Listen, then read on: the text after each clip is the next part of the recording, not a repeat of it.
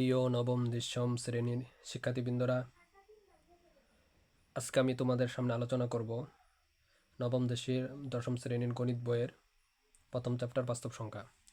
বাস্তব সংখ্যা থেকে মূলত তোমাদের পরীক্ষায় এমসিকিউগুলো হয়, সাধারণত এখানে সৃজনশীল কোনো প্রশ্ন হয় না। তো আজকে আমি তোমাদের এই বাস্তব সংখ্যার যে ইম্পর্টেন্ট এমসিকিউগুলো আছে সে সম্পর্কে আলোচনা করব। তো প্রথমেই আমাদের কিছু জিনিস শেখা লাগবে, যেমন হচ্ছে স্বাভাবিক সংখ্যা। অর্থাৎ দৈনন্দিন জীবনে আমরা সাধারণত যে সংখ্যাগুলো ব্যবহার করি, যেমন 1, 2, 3, 4, 5, 6 ইত্যাদি যে সংখ্যাগুলো আছে, এগুলোকে সাধারণত কী সংখ্যা বলা হয়? স্বাভাবিক সংখ্যা।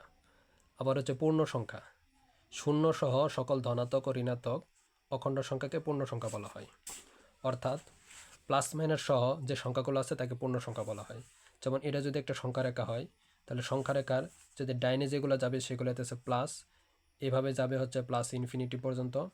আর বামে যে সংখ্যাগুলো যাবে এগুলোকে মাইনাস বলা হয়, মানে এই সাইডের সংখ্যাগুলো প্লাস হবে আর এই সাইডের সংখ্যাগুলো কী হবে? মাইনাস হবে। এর মধ্যে সবচেয়ে ইম্পর্টেন্ট সংখ্যাগুলো হচ্ছে মূলদ সংখ্যা, যাকে আমরা সাধারণত PQ আকারে লিখতে পারি, তাদেরকে পূর্ণ সংখ্যা বলা হয়।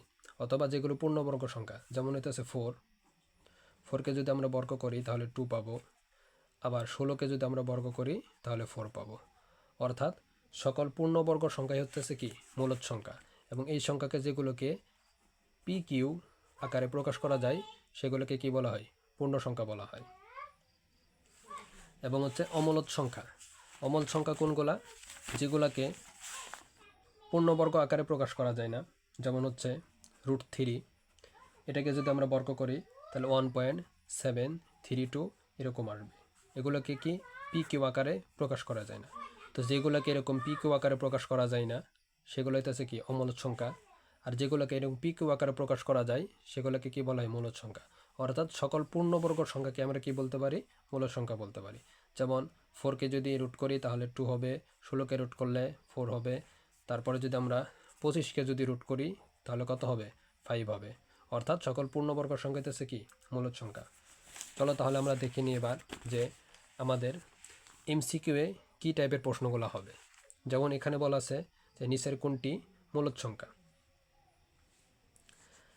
তো আমরা জানি যে যেসব সংখ্যাকে পূর্ণবর্গ সংখ্যা বলে সেগুলো মূলদ সংখ্যা। যেমন এখানে আমরা লিখতে পারি, এখানে অ্যান্সার হবে ঘ নাম্বার। এটাকে যদি আমরা ব্যাখ্যা করি তাহলে এখানে আছে যে 12√3। তো 12কে যদি আমরা ভেঙে লিখি তাহলে লেখা যায় 4 × 3√3। তাহলে এখানে যদি রুট করে দেই, 4কে রুট করলে হবে 2, আর 3কে যদি রুট করি তাহলে √3, আর এখান থেকে √3। তাহলে এখানে √3 যদি কাটা যায় তাহলে থাকে হচ্ছে 2। অর্থাৎ এটা একটি কি? পূর্ণবর্গ সংখ্যা। সুতরাং এখানে অ্যান্সার হইতেছে ঘ নাম্বার। তারপরে আবার থাকবে যে নিচের কোনটা মূলদ সংখ্যা। এখানে দেখো যাকে ভগ্নাংশ PQ আকারে প্রকাশ করা যায় সেটা হইতেছে মূলদ সংখ্যা।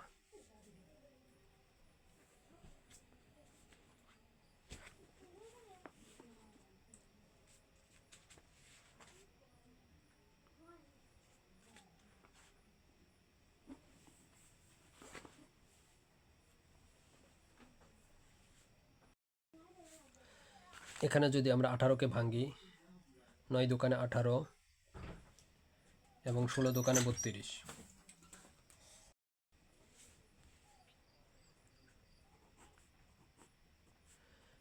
যদি আমরা 9কে রুট করি তাহলে হবে 3, এবং 2কে রুট করলে √2, 16কে যদি রুট করি তাহলে হবে 4, 2কে রুট করলে হবে 2।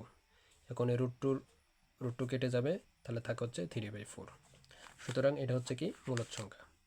আর এইগুলো হচ্ছে সবগুলা অমূলদ সংখ্যা, কারণ এগুলো PQ আকারে প্রকাশ করা যায় না এবং পূর্ণ সংখ্যা নয়। এগুলো সবগুলো হচ্ছে কি? অমূলদ সংখ্যা।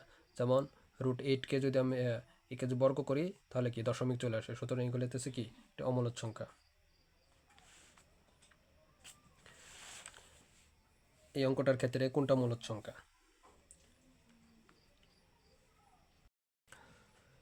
এবার আমরা দেখব যে কোনটি অমূলদ সংখ্যা।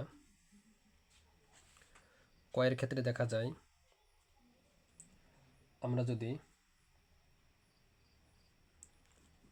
64কে যদি এভাবে লিখি, 4 টু দি পাওয়ার 3 মানে 64, এটার উপরে √3, আবার 36কে যদি রুট করা যায় তো বর্গমূল করলে থাকে 6। তাহলে আমরা হাফ এইভাবে লিখতে পারি, রুট সমান সমান লেখা যায় হাফ। তাহলে এখানে যেহেতু যদি এরকম থাকে তাহলে এটা আমরা লিখতে পারি 3 সমান 1/2। আমরা এইভাবে লিখতে পারি 1/2। যদি এরকম 4 থাকে তাহলে লেখা যাবে 1/4। যদি 5 থাকে তাহলে লেখা যাবে 1/5। তো এখন আমরা এটার পরিবর্তনে লিখতে পারি 4√3 1/3। এই 3 কাটা, আর এখানে থাকবে নিচে 6, তাহলে এখানে থাকে 4/6। তখন যদি ভাগ করে দিই 2 দিয়ে তাহলে 2 আর 3, এটা কি একটা মূলদ সংখ্যা। কারণ আমরা জানি সকল পূর্ণ সংখ্যা হইতেছে কি মূলদ সংখ্যা, অথবা যাকে পি কিউ আকারে প্রকাশ করা যায় তাকে কি সংখ্যা বলা হয়, মূলদ সংখ্যা। এখন ক্ষয়ের ক্ষেত্রে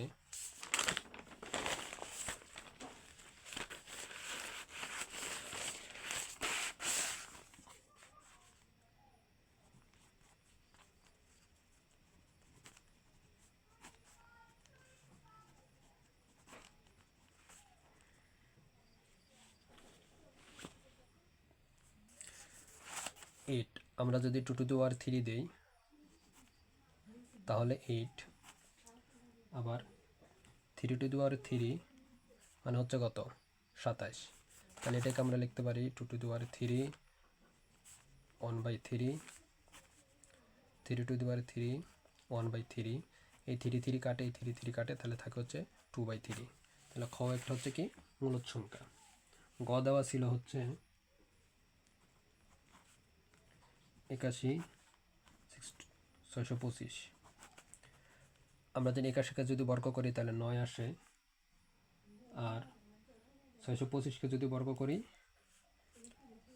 তাহলে 25 আসে, যাকে আমরা পি কিউ আকারে প্রকাশ করতে পারি।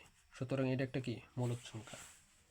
ঘ নাম্বার ছিল হচ্ছে √38 = 7। তাহলে এটাকে পি কিউ আকারে প্রকাশ করা যায় না। এটাকে যদি আমরা ভাঙ্গি 2^3 √7কে ভাঙ্গা যায়, তাহলে √7কে ভাঙ্গা যায় না, তাহলে এটা যদি কেটে দেই তাহলে 2/7। তা হচ্ছে কি পি কিউ আকারে প্রকাশ করা যায় না, এটা পি কিউ আকারে প্রকাশ করা যায় না। তো এটা হচ্ছে কি অমূলদ সংখ্যা। সুতরাং অ্যান্সার হবে ঘ। তো দেখো তোমাদের বোর্ড পরীক্ষায় এরকম আরও অনেক প্রশ্ন আছে, যেমন নিচের কোনটি মৌলিক সংখ্যা। আমরা যাকে পূর্ণবর্গ সংখ্যা তাকে মৌলিক সংখ্যা। এখানে দেখা যায় যে √16কে যদি আমরা রুট করি তাহলে সেখানে 4 আসে, সুতরাং এটা হচ্ছে কি একটি মৌলিক সংখ্যা। কিন্তু √15কে যদি আমরা বর্গ করি তাহলে যে একটা অমূলদ সংখ্যা, কারণ এটা হচ্ছে কি এটা সসীম পর্যন্ত যাচ্ছে, অনেকগুলো থাকতেছে, সেজন্য এটা হচ্ছে কি একটি অমূলদ সংখ্যা। তারপরে 13, এটাও একটি অমূলদ সংখ্যা। তো এরকম আরও অনেক প্রশ্ন আছে, তোমরা বাসায় প্র্যাকটিস করবা, যদি কোনো প্রবলেম থাকে তারা বলবা। এখন আমরা যে বিষয়টি নিয়ে আলোচনা করব সেটা হচ্ছে আবৃত ভগ্নাংশ। যেমন 0.33 এর সাধারণ ভগ্নাংশের রূপ কোনটা। এটার মূল নিয়ম হচ্ছে আমরা দশমিকের জন্য একটা 1 দিব, তারপরে যতগুলো সংখ্যা থাকবে ততগুলো সংখ্যা দিব। এইভাবে অঙ্কগুলো করা লাগে। তার 100 দিয়ে এটার সাথে আমরা গুণ করে দেব, তাহলে কি এই পৌনঃপুনিকগুলো উঠে যাবে। কিন্তু আমরা আসলে এইভাবে করব না, আমরা যেভাবে করব, প্রথমে আমরা নিব দশমিকের পরে যতগুলো সংখ্যা থাকবে এবং যতগুলো সংখ্যার উপর এরকম আবৃত থাকবে আমরা ততগুলো 9 নিব। এখানে দশমিকের পরে সংখ্যা আছে কতটা, 2টা।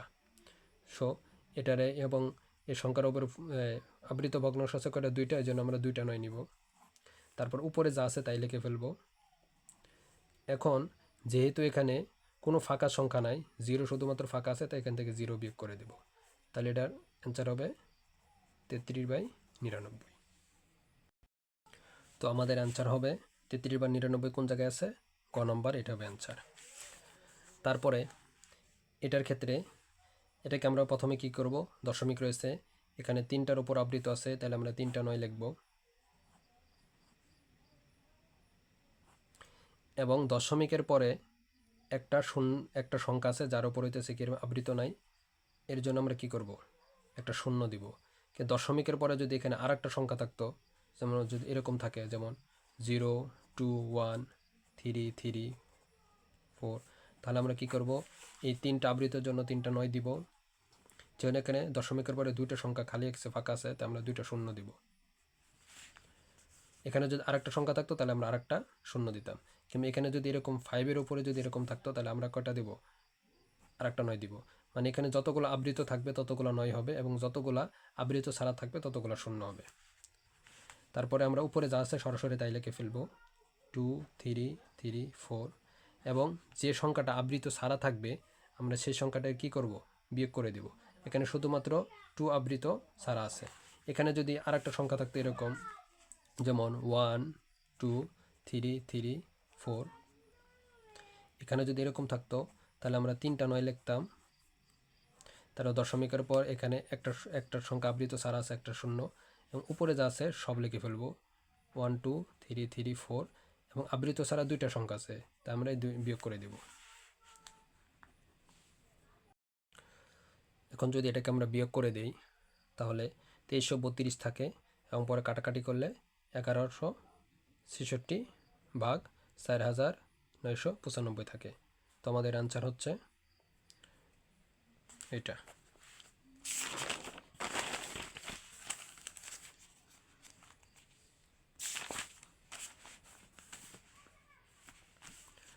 তারপরে যদি তোমাকে বলে যে 0.24 এর সাধারণ ভগ্নাংশ প্রকাশ, তাহলে আমরা কি করব, আবৃতর সংখ্যাটা আছে 4-এর ওপর, তাই একটা 9 নিব।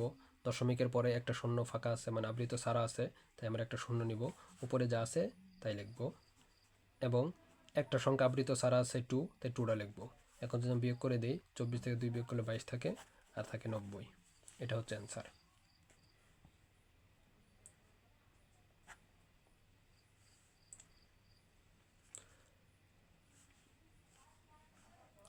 তারপরে যদি আমরা আরেকটা অঙ্ক সলভ করি, 0.69, এখানে 9-এর উপর আবৃত আছে একটা সংখ্যাতে আমরা একটা 9 নিব। একটা সংখ্যা আবৃত ছাড়া আছে, তাই একটা শূন্য নিব। এখন আমরা উপরে যা আছে সব লিখে ফেলব, এবং আবৃত ছাড়া যে সংখ্যাটা আছে সেটাকে বিয়োগ করে দিব। তাহলে আমাদের এখানে থাকবে হচ্ছে 60/90। এখন যদি আমরা এটা ভাগ করে দেই, 3 দিয়ে ভাগ যায়, তাহলে এখানে 3 দোকানে 6 আর 3 3 9, অ্যান্সার হবে 2/3। এরকম করে সব অঙ্কের একই নিয়ম, তোমরা আশা করি সবগুলো পারবে যদি ক্লাসটা দেখো।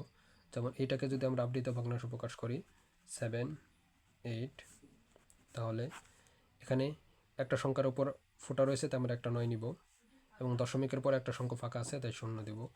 উপরে যা আছে তাই,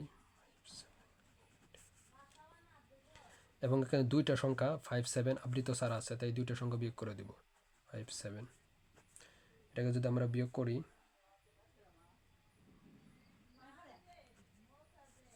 তাহলে 521 এবং 90, এটাই অ্যান্সার। তো প্রিয় শিক্ষার্থীবৃন্দরা, তোমরা এইভাবে বাসায় প্র্যাকটিস করবে, আশা করি তোমরা সব অঙ্ক পারবে। আর যদি কোনো বুঝতে কোনো প্রবলেম হয় তাহলে আমাকে কমেন্ট করে জানাবে, এবং পরবর্তী ক্লাস পাওয়ার জন্য আমাদের সাথে থাকবে।